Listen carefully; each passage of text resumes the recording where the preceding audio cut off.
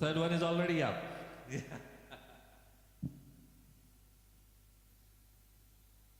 Praise the Lord, church. Praise the Lord. While the year-end testimony is still pending, this is not an year-end testimony. సంవత్సరాంతం సాక్ష్యం కాదు, అది ఎలా చెప్పుకోవడానికి సమయం ఉంది. But again, I was inspired by God to share this testimony. So all this is only for the glory of God. So most of you are aware that I was working with the government of Andhra Pradesh few years ago. And during that time, I had an opportunity to interact with the lawmakers, the ministers. In fact, I also had the opportunity to work on the policy. కొన్ని సంవత్సరాల ముందు నేను ఆంధ్రప్రదేశ్ ప్రభుత్వం తరపున పనిచేయడం జరిగింది. దాంట్లో భాగంగా మంత్రులతో కానీ ముఖ్యమంత్రులతో కానీ సన్నిహితంగా మెలుగుతూ మరి రాష్ట్రానికి సంబంధించిన పాలసీస్లో నేరుగా పాల్గొనే అవకాశం వచ్చింది. But then, after that, it's been a while since I started my own company, and then I'm working for few other companies. And somewhere I was missing those moments. తర్వాత మరి వేరే కంపెనీస్ కానీ నా కంపెనీస్ కానీ పనిచేస్తున్నప్పుడు మళ్ళీ అటువంటి అవకాశాలు కొంచెం తక్కువగా రావడం నేను గమనించుకున్నాను. Surprisingly, very interestingly, 2 days ago, the government of Telangana was celebrating their 1-year anniversaries of the new government. అయితే వారు ఫస్ట్ సంవత్సరం వార్షికోత్సవాలు జరుగుతున్న సమయంలో I got a call from the transport commissioner's office asking me to come and then be present there. There are possibilities that the CM might be visiting that particular function, and with in that short period he wanted me to communicate and convey the importance of having electric vehicles in the state and all that. అయితే transport commissioner office నుంచి phone రావడం జరిగింది. వచ్చి ఇలా మేము వార్షికోత్సవాలు జరుపుతున్నాము, CM గారికి వచ్చే అవకాశం ఉంది, మీకు అవకాశం ఉంటే మీరు వచ్చి కాస్త ఎలక్ట్రిక్ వెహికల్స్ వల్ల మన రాష్ట్రానికి వచ్చే మరి బెనిఫిట్స్ ఏంటి అనే విషయాన్ని చెప్పడానికి అవకాశం ఉండొచ్చు, మీరు రాగలరా అన్నప్పుడు I obliged and then I went. I was there for about few hours, and then the honorable, of course, before that the Minister of Transport Ponnam Prabhakar garu was there.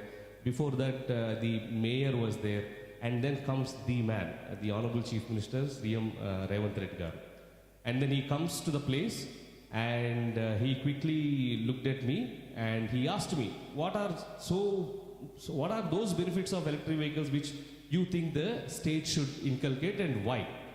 All this was in a span of 2 to 3 minutes with a lot of noise around. So there are few pointers which I had an opportunity to share with him. Number one, I said, this is an opportunity for us not to become another Delhi. Second thing, air pollution, sound pollution, everything would be down.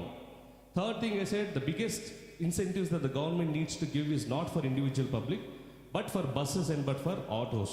And then of course I spoke some other things. అయితే ఈ 2-3 నిమిషాల నివిధిలో ఏ విధంగా మనం ఒకవేళ ఇప్పుడు ఇటువంటి policy పరమైనటువంటి చర్యలు తీసుకొని పోతే మన హైదరాబాద్ కూడా ఇంకొక ఢిల్లీ లాగా మీకు అందరికీ తెలిసే ఉంటుంది. ఢిల్లీలో ఎయిర్ క్వాలిటీ ఇండెక్స్ చాలా తక్కువ ఉంది, ఇలా తయారయ్యే ప్రమాదం ఉంది. దానికోసం ఇలా 3-4 పాయింట్స్ అని చెప్పడం జరిగింది. ఆయన చూశారు, పొన్నం ప్రభాకర్ గారిని పిలిచి ఇతను ఏదో బాగా చెప్తున్నాడు, తర్వాత తీసుకురండి అని చెప్పారు. అక్కడితో అయిపోయింది. So we all thought it was a good thing. జర్నలిస్టులు అందరూ వచ్చారు, ఆఫీసర్స్ అందరూ వచ్చారు, చాలా టైం స్పెండ్ చేశారు సార్, బాగా చెప్పారు సార్, అది ఇది అంతా అయిపోయింది. వీ వర్ రిలాక్స్డ్, ప్రోటోకాల్ అంతా అయిపోయింది, we were relaxed. Few minutes then, he goes onto the stage to address the public. And then, during his speech, he repeats the same words that he has heard. Number one, he says, we do not want Hyderabad to be another Delhi. Number two, henceforth the state will have 3,000 electric buses in the next 2 to 3 years. And most importantly, all these diesel autos will be running only out of ORR, but the entire city will have electric vehicles. ఇనే 3 మాటలు ఆయన యొక్క ప్రణాళికలో లేదు, ఆయన యొక్క స్పీచ్లో లేదు, ఆయన యొక్క స్కెడ్యూల్లో కూడా లేదు. కానీ దేవుని కృపను బట్టి ఏవైతే మనం మాటలు చెప్పామో ఆయన యొక్క ప్రసంగంలో అదే 3 మాటలు రావడం జరిగింది. అప్పటి నుంచి నాకు ఫోన్ కాల్స్, మెసేజెస్ ఏంటంటే, తెలంగాణ ఈవీ పాలసీ మారిపోయింది, మీరు చాలా గొప్పగా ఎవ్వరూ ఏది చేయలేనిది చేశారు అని. కానీ ఇది నా యొక్క గొప్పదనమే కాదు, ఇది కేవలము దేవుని యొక్క కృప. అయితే ఆ రోజు evening I was definitely lot of overwhelming thing, right? CM, you spend time ఆ రోజు ఈవినింగ్ నేను వచ్చి ఆలోచిస్తున్నా. When I was coming back from the office, I was thinking, దేవుడా, నాకంటే ఉన్నతమైన వాళ్ళు ఉన్నారు, నాకంటే తెలివైన వాళ్ళు ఉన్నారు, నాకంటే అధికులు ఉన్నారు, నన్నే ఎందుకు ఎన్నుకున్నావు is what I was thinking. అలా ఆలోచిస్తూ కూడా I was coming forward. Then I called my dad wondering, అంటే ఇటువంటి ఆలోచనలనే నేను ఆలోచిస్తున్నానని నా తండ్రి నాకు ఫోన్ చేసినప్పుడు నేను చెప్పలేదు. So he was very happy, he was doing everything. And then he made a statement. He reminded a verse which is there in the Bible. So we say, God will honor those who honor him. It is written in 1 Samuel chapter 2 verses 30. అయితే how అదేలాగా నేనెక్కడ దేవుణ్ణి అంటే అంతగా అక్కడ కూడా I did not honour అంటే, then he further continued, right? When they were with me, they were looking at my schedule, but whenever there is a message, whenever there is an opportunity to serve God, again by the grace of God, not to boast anything, I would never leave an opportunity when it comes to serve God, even if it means that I prepare till 2 a.m., 3 a.m., 4 a.m. ఆదివారం ఇక్కడ message చెప్పాలంటే ఆ ముందు రోజు నేను 3 ఇంచుమించు 4 వరకు కూడా మెలకుగా ఉండి దేవుని సన్నిధిలో కనిపెట్టుకుని, చాలామంది చెప్తుంటారు మంచి రీసెర్చ్ చేశారు, మంచి ఇన్ఫర్మేషన్ గ్యాదర్ చేశారని. ఆ ఇన్ఫర్మేషన్ గ్యాదర్ చేయడం వెనక కొన్ని నిద్రలేని రాత్రులు దేవునితో గడిపే అవకాశం ఇచ్చింది. So he said that I have seen how you right honour the Lord. You honour the Lord in the closed doors, but God honoured you in the open realms. So ఆ విధంగా ఐ రియలీ ప్రైజ్ గాడ్. ఆ తర్వాత మళ్ళీ ఏమైందంటే వెంటనే again yesterday CM was in Nalgonda. Again I was called to Nalgonda to further ఆయన ఇచ్చినటువంటి ఆ పాలసీని ఎలా ఇంప్లిమెంట్ చేయాలని ఒక డాక్యుమెంట్ మళ్ళీ తీసుకురావడం జరిగింది. Again I had an opportunity to go to Nalgonda, but there I happen to meet Komatireddy garu, the constituency leader. ఆయన కూడా ఇది ఎలా చేయొచ్చు అని చెప్పినప్పుడు then he immediately said, okay, Nalgonda జిల్లాలో 100 ఎలక్ట్రిక్ ఆటోలు మహిళలు నడిపే విధంగా మేము స్పాన్సర్ చేయబోతున్నాము అని.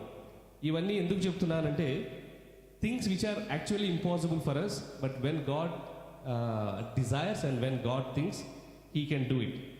And I also want to encourage you all. These are some of the verses that encourage me all the time, and I want to share the same thing with you and be encouraged. In fact, ఒక రకంగా చెప్పాలి అంటే, those who honor me I will honor అనే 1 Samuel 2nd chapter 2 verses 30, it was actually part of a curse. ఈ యొక్క వాక్యాన్ని, నన్ను ఘనపరచు వారిని నేను ఘనపరుస్తాననే మాటను ఒకసారి చూసుకున్నట్లయితే అది యాక్చువల్గా ఒక శాపంలో భాగం. ఏంటి ఆ శాపం అంటే, God is speaking to Eli అనే ప్రవక్తకి దేవుడు మాట్లాడుతూ, you are counting your sons more than me, you are not correcting them, you are not confronting them అని చెప్తూ, this is what he said. Therefore the Lord, the God of Israel declares, I promise that the members of your family would minister before me forever. But now the Lord declares, far be it from me. Those who honor me I will honor, but those who despise me will be disdained. The time is coming when I will cut short your strength and the strength of your priestly house, so that no one in it will reach old age, and you will see distress in my dwelling.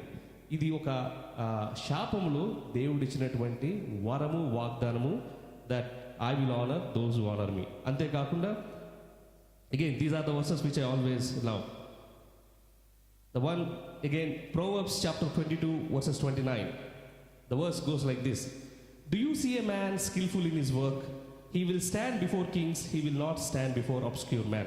తన పనిలో నిపుణత గలవారిని చూచితివా, అల్పులైన వారి ఎదుట కాదు, వాడు రాజుల ఎదుటనే నిలిచును. Again, అమ్మో మరి నాకు పనిలో నిపుణత ఎలా వస్తుంది అని అంటే, again the same Bible in James chapter 1 verses 5 and 6 it says like this: If any of you lacks wisdom or skill or knowledge or strength or bravery or courage, if any one of you lacks wisdom, let him ask of God, who gives to all liberally without reproach, and it will be given to him. So, and finally, my favorite verse: The sovereign Lord is my strength. He makes my feet like the feet of a deer, like hinds feet, and makes me walk upon high places. నా దేవుడు నా కాలును లేడి కాలవలే చేసి ఎత్తైన ఉన్నత స్థలముల మీద నడిపించునని. ఈ సాక్ష్యము ద్వారా మీరు కూడా ప్రేరేపించబడాలని, ఈ సాక్ష్యం ద్వారా దేవునికి మాత్రమే మహిమ కలగాలని. Nothing of our glory, nothing of our strength.